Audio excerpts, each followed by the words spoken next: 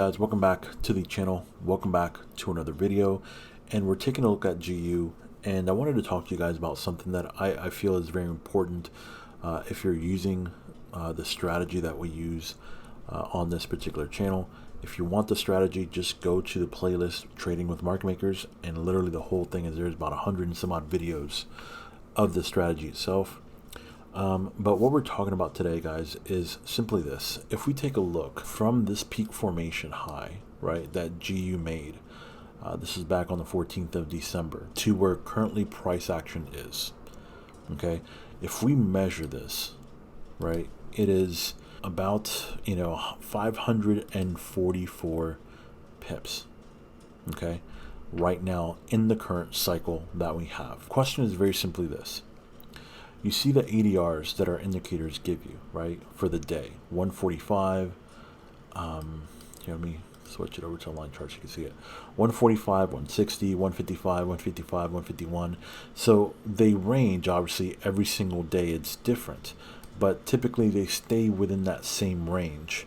But there are times when you see that they go from, 160 to like 142, 132, and then now most recently 128, 129, right? So how do you use this to help complete a cycle? Because we use these numbers, these ADRs, we use them to help us understand how much longer do market makers have in the current cycle that they're on.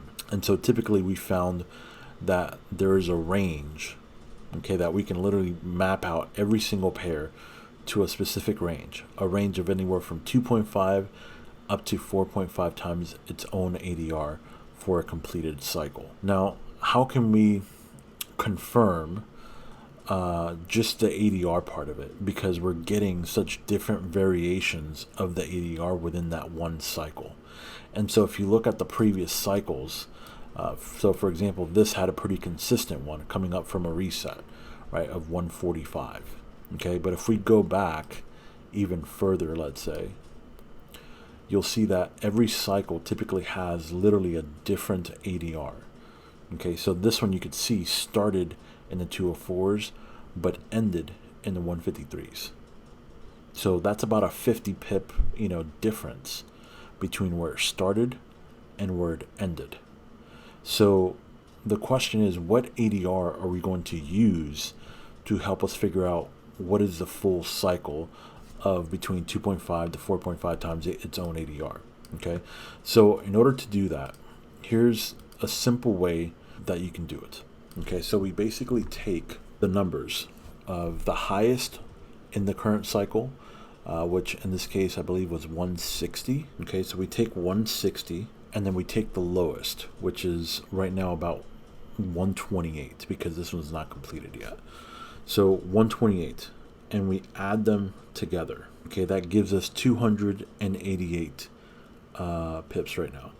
What we do is we divide that by 2, and it gives us an estimate of about 144. So for this cycle right here, right now, that we're seeing on GU, from this peak formation to where price is right now, right, all the way to this bottom here, we're going to use the ADR of 144. That is basically the average of all of these, of the range. All right, so you can see we measured it out. It's 545 pips. So 545, and we're going to divide it now by 144. And that gives us basically 3.7. So right now on this current cycle, price has moved, or market makers have moved the market 3.7 times its own average. Okay, so we're in that specific range of 2.5 to 4.5 for a completed cycle. Now, because the ADR is just one of the factors that we look into, now we can start to look at the other factors, which are, okay, are there any kind of areas in this particular cycle where market makers can go and grab orders before closing out the cycle and making a new peak formation low? And so the answer is, if you're looking at this chart, the answer is yes. It's clearly right here in this area. Here's the area where market makers can go down and snatch and grab orders. Now that's one area. A second thing that I look for is, are we close to any kind of other structure? So if we look to the left, is there any major structure there that we can use also as a form of support and resistance, supply and demand, all that stuff, right? And so the answer is yes. There's right here, there's good area of structure. Okay, so this right here would be a good area of structure, and then obviously you could see that this area is also respected as well, right? So let's just say you draw a line, right there. You could essentially see a good support, resistance, supply, demand, whatever scenario they're playing out. But most importantly, here's what I want you to get out of this. You see this area here where it's just moving sideways consolidation, and then all of a sudden it just breaks through. You see that? This right here, right, could indicate that this is starting to help create the peak formation low for the trend to reverse, because we are essentially at a good point of structure. We're in the range of 2.5 to 4.5 times zone ADR, and then we also have market makers now attacking an area where market maker orders are.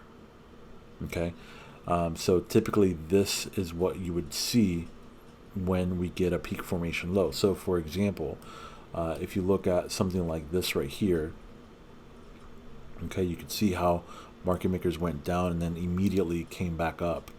All this part right here, these two bars here, were just grabbing orders before going up higher. Now, what I want you to understand about this is the fact that in this particular instance, we're just coming off a brand new reset. So this was going to continue up anyways, right? The same behavior essentially could be used here as well, where because we're already within that range of 2.5 to 4.5 times ADR, essentially market makers can come down here, grab orders and trap traders, and then create a peak formation low, a new one, and then we can rise again. You can see this section up here has a very good gap built into it from all the news that happened, okay, from the Fed. This is all Fed news here. And so typically, obviously, when you get Fed news, it just continues to drop rapidly, and essentially it creates these gaps.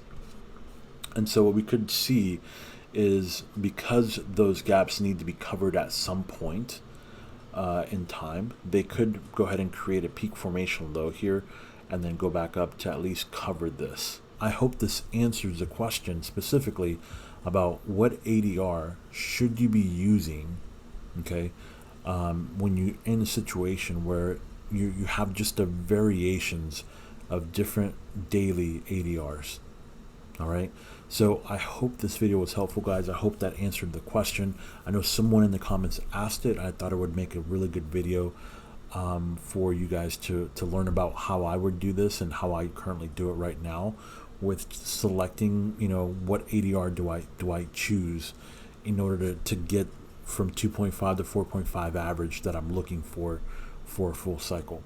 So guys, if you like this type of content, please like the video, share the content, subscribe to the channel, and we will see you in the next one. And take care of yourselves.